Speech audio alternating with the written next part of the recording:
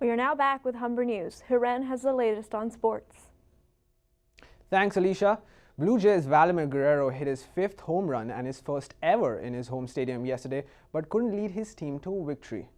Blue Jays lost to the Boston Red Sox 6-5. Blue Jays are currently playing Red Sox again in a chance to redeem themselves.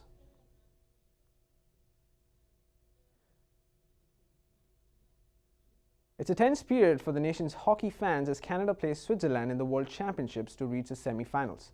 The match comes on the heels of the suspension of Canada's lead scorer Anthony Mantha after he hit the US forward Colin White on the head in a preliminary game Tuesday. The current world champions Sweden is also playing Finland this afternoon.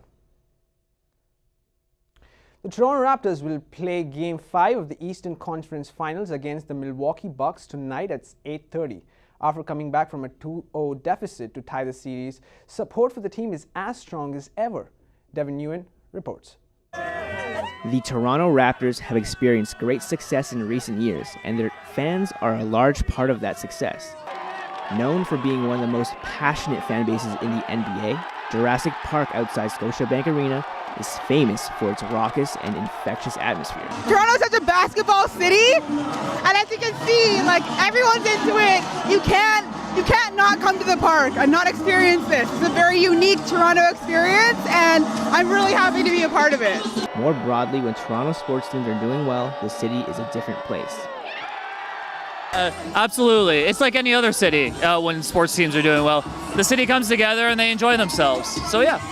Yeah, it's a pretty diverse city for sports. It has a lot to offer. It's exciting to be a part of it. It's a real phenomenon.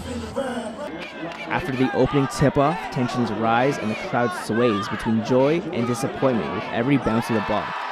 At Game 4, as the game progressed and the Raptors continued to inch further ahead, the crowd grew in confidence. With the win on Tuesday, Game 5 tonight is pivotal in deciding the winner of the 7-game series with the Milwaukee Bucks. Many doubted the Raptors' chances after losing the first 2 games in Milwaukee.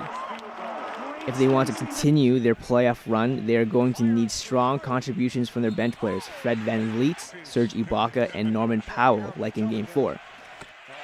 Still, the bulk of the load remains on the shoulders of star player Kawhi Leonard. Leonard is averaging just over 31 points a game this postseason, highest among players still in the playoffs, but is carrying an injury.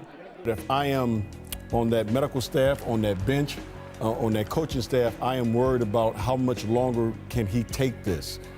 His influence on the team is undeniable, and fans are hopeful he will remain in Toronto after this offseason. Oh, he didn't pronounce the T in Toronto? Yeah. So he's staying. He's staying. Definitely.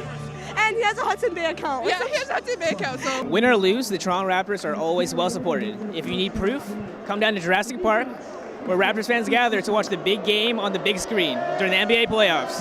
I'm Devin Nguyen for Humber News.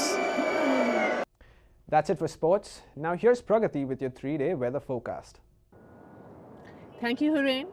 Spring has sprung in Toronto with cherry blossoms and people are enjoying it. Coming back to weather, today we are seeing few showers with a high of 25 and low of 10. On Friday is a mix of sun and clouds with a high of 23 and with a low of 12. On Saturday, you might keep your raincoat handy because it's expected to be raining with a high of 22 and low of 15. This is Pragati Kaushal with cameraman Akash Sharma. Now back to Alicia. Humber North Campus hosted an information session for women interested in the horticulture technician pre-apprenticeship program. Abby Jack reports. Take a spring look around, and it's easy to see that men dominate outdoor work crews, from golf courses to gardens.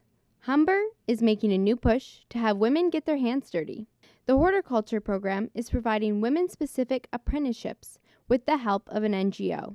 Skills for Change is our lead partner on this and have been able to offer the program through funding that was offered by the provincial government through Employment Ontario. Skills for Change isn't just about finding jobs for women. The organization has been finding opportunities for newcomers to Canada for nearly 4 decades. We offer a lot of wraparound services for newcomers and immigrants. We also try to branch out to the wider community and do other types of programming. At this week's info session on campus, it seemed that a lot of women were bit by the gardening bug. I want to be in the forest so bad. I don't want to be in this city anymore.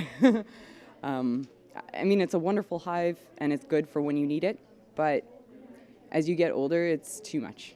It's just too much. I would love to have my hands in soil all day, but unfortunately there are no programs here in the city that are specifically geared to just working in a nursery or growing seed, like plants from seeds. Organizers are hoping that the program session helped to grow inspiration to get women into the field. And women have been identified as over 50% of the actual population in Canada, and there's really no reason why more women are not entering our workforce. We're also suffering a perfect storm in terms of the retirement of baby boomers, and we are also being recognized by government as solutions providers and experts around some of the issues caused by climate change. The program has been running for almost a decade, providing free tuition, workshops, qualified instructors, women's training, and career readiness. Successful applicants can expect to start this intensive program on July 8th, running through to March 15th. Upon completion of the in-class portion, the students will start their placements. For Humber News, I'm Abby Jack. Now you can call an Uber to go underwater. Thanks to the ride-sharing company Uber, which partnered up with the Australian tourist group Tourism Queensland. The soon-to-be-launched submarine can take passengers 30 meters underwater to explore the Great Barrier Reef.